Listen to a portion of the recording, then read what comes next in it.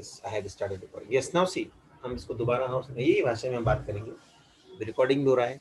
हमने इससे पहले देखा है कि मोल्टन NaCl का इलेक्ट्रोलिसिस देखा है हमने, उसमें हमने देखा है कि NaCl का Na+ जो है वो रिड्यूस होता है कैथोड पे, Cl- ऑक्सीडाइज होता है और सोडियम सॉलिड मेटल बनता है और सुपरक्लोरीन गैस बनती है। लेकिन जब हम एक्वस एक्वस NaCl का इलेक्ट्रोलिसिस करते हैं तो हम देखते हैं कि कंटेनर में एक्वस वाटर है और Na+Cl- आयन है। अब कैथोड पे जो है कंपटीशन हो रहा है सोडियम आयन में और वाटर में, कि सोडियम आयन को ये Na सॉलिड बनने के लिए जो पोटेंशियल है वो -2.71 वोल्ट है, और वाटर को रिड्यूस होने के लिए, ये वाटर रिड्यूस हो रहा है मीन्स इसमें से ऑक्सीजन निकल रहा है, H2 बन रहा है, ये बनने के लिए इसका जो पोटेंशियल है -0.83 है। तो ये -0.83 है और सोडियम का -2 पॉइंट है। ये वैल्यू छोटी है मीन्स इसका इतना पोटेंशियल नहीं है सोडियम का कि वो सोडियम आयन का कि सोडियम सॉलिड बन जाए रिड्यूस होकर।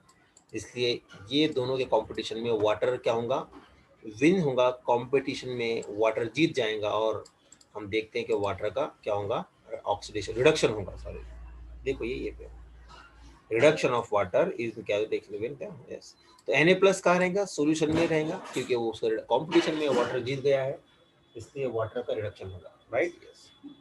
उसके बाद अब एनोड पे आते हैं। तो अभी सॉल्यूशन में क्या क्या है हमारे पास, जो सॉल्यूशन है उस सॉल्यूशन में हमारे पास Na+ आयन है, H2 गैस तो चला गया है और OH- आयन भी है। अब H2 गैस चला गया, कलेक्ट कर लिया आपने। अब ये जो OH- है ये Na से मिलकर NaOH बन जाता है, ठीक है, Na से मिलकर। तो ये है कॉस्टिक सोडा का फार्मूला। और हमने देखा है कि आपको दो प्रोडक्ट मिल गए अभी NaCl एक्वस का। जब हम इलेक्ट्रोलिसिस करते हैं तो आपको दो मिल गए, एक तो H2 गैस मिल गई है जो कि बहुत इंपॉर्टेंट है, और एक NaOH आपको मिल गया है, कॉस्टिक सोडा मिल गया है, ठीक है। अब आइए एनोड पे क्या हो रहा है देखते हैं। तो एनोड पे देखिए क्या हो रहा है कि एनोड पे जो है वहां पर भी कंपटीशन है, क्लोरीन माइनस में और वाटर में। देख लीजिए ये दो रिएक्शन आपको बताए जा रहे हैं, ये दोनों में कंपटीशन है, एक रिएक्शन और ये दूसरी रिएक्शन। लेकिन ये Cl- को Cl2 होने के लिए मीन्स ऑक्सीडेशन होने के लिए इतना पावर है -1.36, और वाटर के पास ये बनने के लिए इतना पावर है 0.4, यानी वाटर का पावर ज़्यादा है। ऑक्सीडेशन में वाटर का पावर ज़्यादा है, इसलिए वाटर क्या होगा, ऑक्सीडेशन में जाएगा, ऐसा हमारा थ्योरेटिकल एक्सपेक्टेशन है। क्योंकि ऐसा ही हमने सोडियम आयन और वाटर के बारे में देखा था। लेकिन यहाँ पे थोड़ा कंसेप्ट चेंज हो जाता है। इसमें क्या होता है कि इसमें वाटर का ऑक्सीडेशन नहीं होता है इसमें, बल्कि क्लोरीन का ऑक्सीडेशन हो जाता है, क्लोरीन गैस आपको मिल जाती है। ये उल्टा हो गया, हमारा जो एक्सपेक्टेड वैल्यू है, हमारा जो थ्योरेटिकल कंसेप्ट है कि जिसका पावर ज़्यादा है, पोटेंशियल ज़्यादा है, वही रिएक्शन में इन्वॉल्व होगा और वही जीतेगा कॉम्पिटिशन। लेकिन इसमें क्या हुआ, क्यों ऐसा हुआ, यहाँ पर एक टर्म है, वो हम उस टर्म को सीखेंगे। वो टर्म है, यहाँ पर उसने वर्ड दिया है हमारे लिए, ये देखिए, उसे कहते हैं ओवर वोल्टेज या एडिशनल वोल्टेज बोलते हैं। ओवर वोल्टेज बोलते हैं उसे, over voltage. What is over voltage और एडिशनल वोल्टेज देख लीजिए, ये देख लीजिए क्या होता है कि एक्सपेक्टेड तो ये है कि वाटर होना चाहिए ऑक्सीडाइज, लेकिन क्या होता है कि standard electrode potential for the oxidation of water is greater than of Cl-, यही हमने जो कहा, ये ज्यादा वैल्यू है नहीं, लेकिन water has greater tendency, therefore water has the greater tendency to undergo oxidation. ये हमारा एक्सपेक्टेड है, राइट, कि वाटर जाना चाहिए ऑक्सीडेशन में। क्यों, क्योंकि ये वैल्यू बड़ी है, इसका पावर ज्यादा है, पोटेंशियल इसका कम है, छोटी वैल्यू है, माइनस है ना, माइनस है इसलिए छोटी वैल्यू है। इसलिए एक्सपेक्टेड क्या है कि ऑक्सीडेशन ऑफ वाटर होना चाहिए। लेकिन क्या होता है, the experiment shows that gas produced, anode पर जो गैस बनती है वो O2 नहीं बनती है, बल्कि Cl2 बनती है। अगर O2 बनती तो आप बोलते वाटर का है, लेकिन पेल येलो गैस बनती है, pale green, pale yellow, no problem. इसका मतलब क्या हुआ कि O2 नहीं मिला आपको, Cl2 मिला। इसका मतलब ये है कि किसका हुआ ऑक्सीडेशन, इसका ऑक्सीडेशन हुआ और इसका नहीं हुआ, ये ऐसे ही रहा। यानी यहाँ पर कंपटीशन में Cl जीत गया, माइनस जीत गया, वहाँ पर Na+ के कंपटीशन में वाटर जीत गया। ऐसा क्यों हुआ? This is because of over voltage. What is over voltage? और बहुत सिंपल आइडिया है। अब ओवर वोल्टेज का discussion beyond the scope of this book है, उन्होंने कह दिया। बस आप सेंटेंस याद रखना है, ओवर वोल्टेज। ओवर वोल्टेज, बस आपको सेंटेंस याद रखना है कि ओवर वोल्टेज की वजह से क्लोरीन का ऑक्सीडेशन हुआ, ना कि वाटर का हुआ, जबकि वैल्यूज के हिसाब से वाटर का होना चाहिए। बस एक ही एग्जांपल है आपके पूरे सिलेबस में ओवर वोल्टेज की, बाकी की तरफ एग्जांपल नहीं है। ओवर वोल्टेज को उन्होंने भी थोड़ा सा एक्सप्लेन करने की कोशिश की है कि एक्सपेरिमेंटली जो वैल्यू रहती है, एक्चुअल वोल्टेज रिक्वायर्ड जो होता है for electrolysis is greater than the calculated using the standard potential. This additional voltage is required is the over potential or voltage. देखिए इसको beyond the scope of this book है।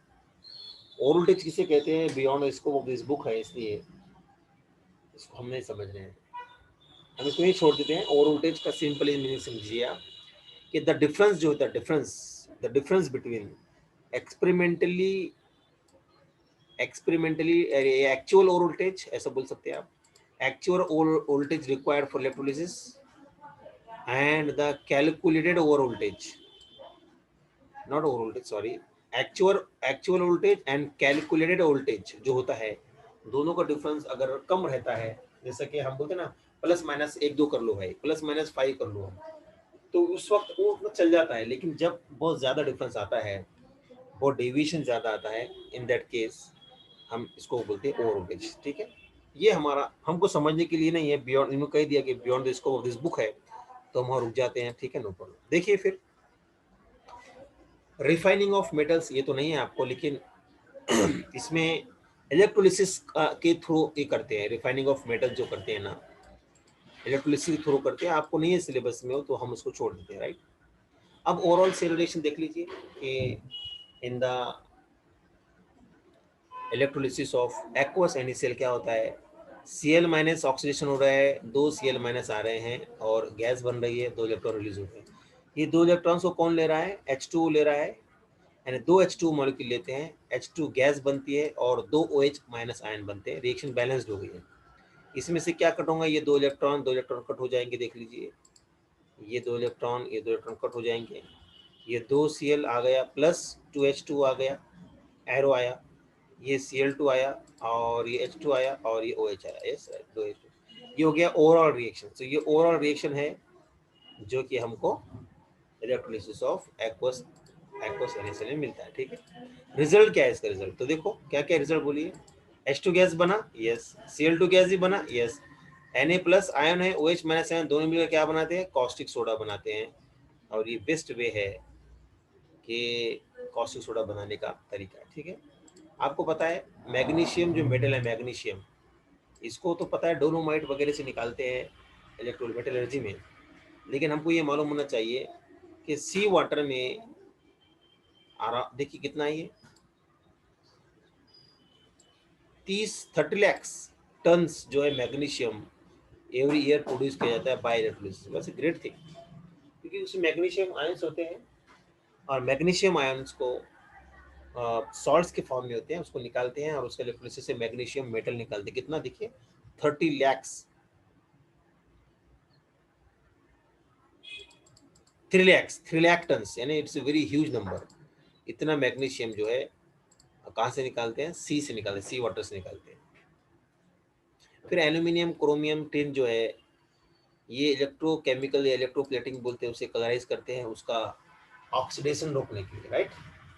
इस तरह बहुत सारे मेटल्स का इलेक्ट्रोलिसिस से इलेक्ट्रोप्लेटिंग करते हैं to avoid the rusting of the metals, right. तो this is what about the, ये था about the electrolysis of aqueous NaCl।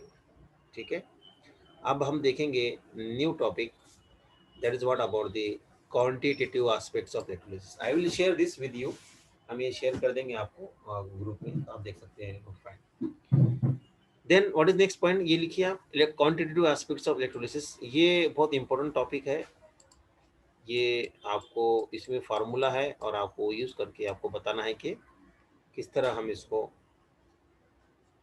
how one can we can understand the uh, what is the meaning of this how to calculate the how to find out the कितना current use required है कोई भी इलेक्ट्रोसिस के लिए। Okay fine, ये मैं